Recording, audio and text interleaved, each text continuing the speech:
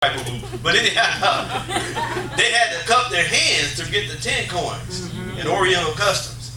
And when them coins hit you, and so it was a marketplace thing. It wasn't like they were hidden away. It was pre-orchestrated by the parents. And then if the bridegroom found a liking or a kindred spirit, he would come to her and put 10 coins in her hand. And it didn't take a lot of communication. That was part of the chupa, the betrothal. Boy, that'll preach. Y'all missed that. Single ladies, what he puts in your hands lets you know where his heart is. Y'all missed that.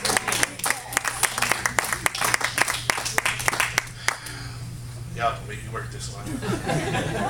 Oh, my fault. Y'all already got it, man. My fault.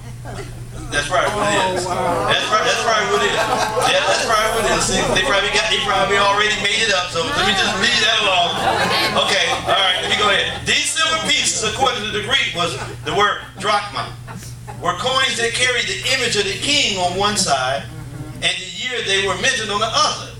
As the bride received these coins, she understood that she is fully purchased. You have been bought with the prices. Therefore glorify God in your body and in your spirit, which are God. So she knew at the time that she'd been purchased. So she knew I got to have these 10 because I'm in this chupa, this betrothal period. These coins had a hook attached, and they were either worn in their hair or on a garland around the head or the neck, as a neck piece. She would esteem of great value and guard them with her life. Because any carelessness on her part would be regarded by her husband as a lack of affection and respect for him. Boy, that's going to make me preach. What have you lost and paid no respect for? Well, he might even think that she had sold one coin in order to purchase another lover.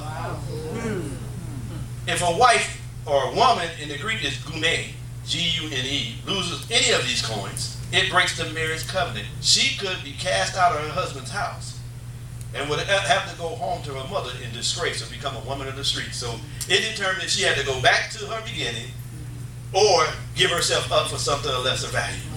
Oh, this preach. Telling you the reason why we settle for anything because something we've lost. And the sad thing is not anything we lost away from us. It's lost in the house. It's under your control. I don't know where I lost it at. Somewhere along there I didn't miss it. Oh, it's in the house. You got to search for it. But it's in the house. Tell your neighbor it's in the house. So she did what? She lit a candle. So you got to be willing to light a candle. You got to be able to say, I'm going to take my spiritual development, I'm going to put it in proper perspective. I thought the pastor was supposed to light the candle. No. The bridegroom is not going to even be responsible for lighting the candle. You're going to have to light the candle. You're going to have to say, I'm going to take responsibility. I'm going to fulfill Matthew 6:33. I'm going to seek first the kingdom of God and his righteousness. That's what I'm going to do. I'm not going to be distracted. I'm not going to be dismayed. Get what I'm saying? That's what you got to do. You got to take personal responsibility for yourself. So that she lit a candle because evidently the wick to her candle was out, which is a lack of revelation and understanding. Sometimes you have to get lit again because the wick is out. I told you on last week that wick that goes to the candle, it's a wick in you. The wick is understanding. That's the wick in the candle, understanding. The wick goes out, then you got nothing but smoke. How many know many churches just nothing but smoke? Not only do they got smoke and praise and worship coming out of stuff out of the floor and everything, we've got some people. All the pageantry that they use. But instead of having the glory come out of our life, we got smoke. Yesterday's fire. And then Ecclesiastes 10 said, when the smoke is there, nothing but dead flies. Dead things. Symbolic of religion. All right? Y'all got that? So we need the light lit. We need the candle restored in our life.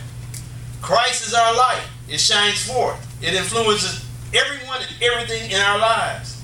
So the key word for this particular story parable is influence. Influence.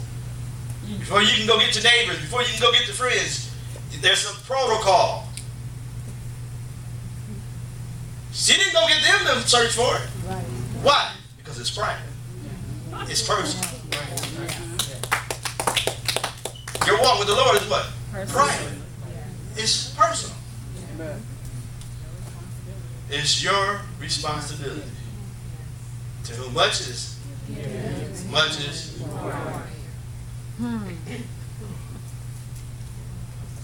Yeah. The word influence, it speaks of authority, inspiration, impact, encouragement. That's what it's talking about in this passage. It's saying that she's preparing herself. She understands that if she's going to be a public success, she has to be a private success. That she's going to spend time with the Lord, get in His presence. She's going to have to wound Him.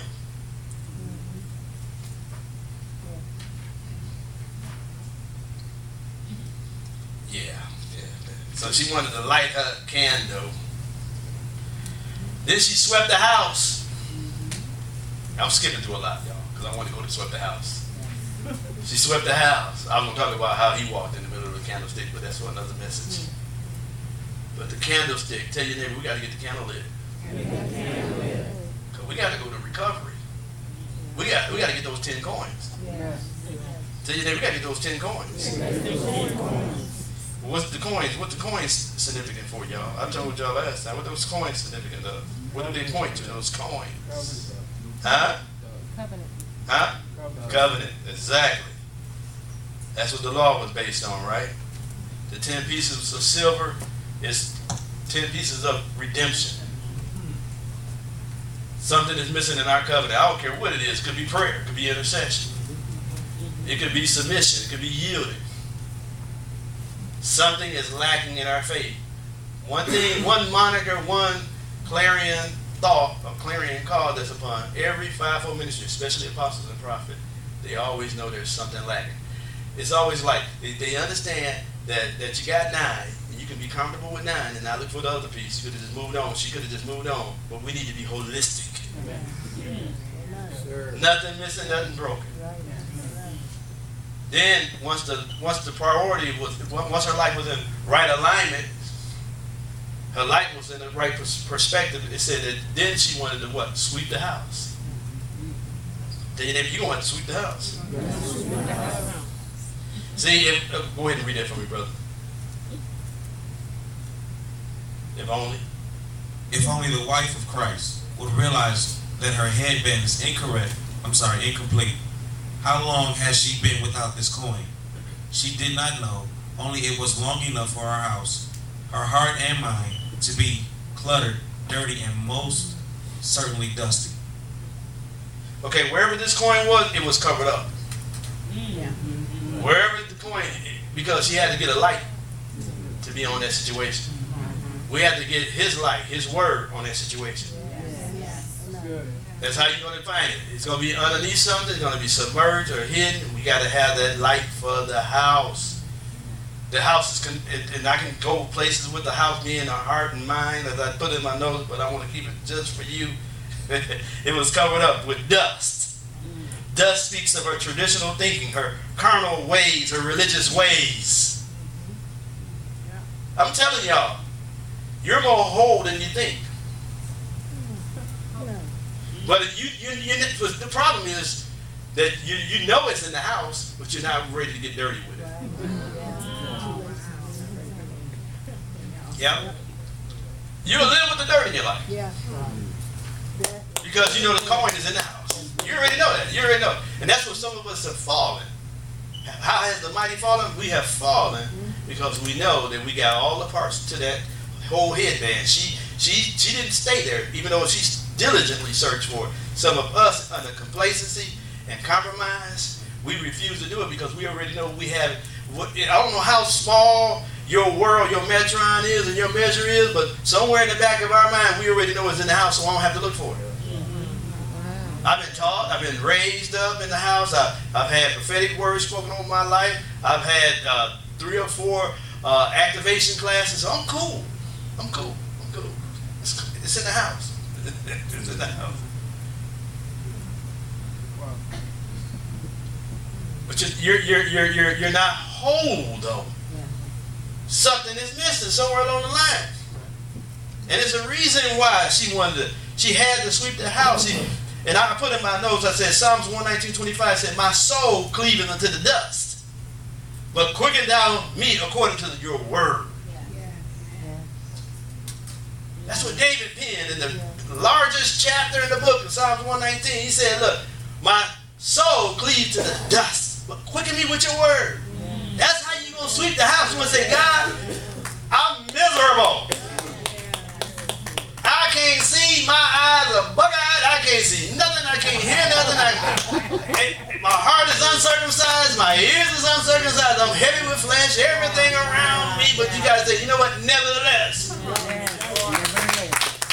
Folks, crack me up. Once again, we have to go back to Facebook. Somebody was trying to figure out, well, they've been in the ministry for so long and why they can't get it together. Well, it's a reason. You can have self-abasement. It's not a self with a basement. It's false humility.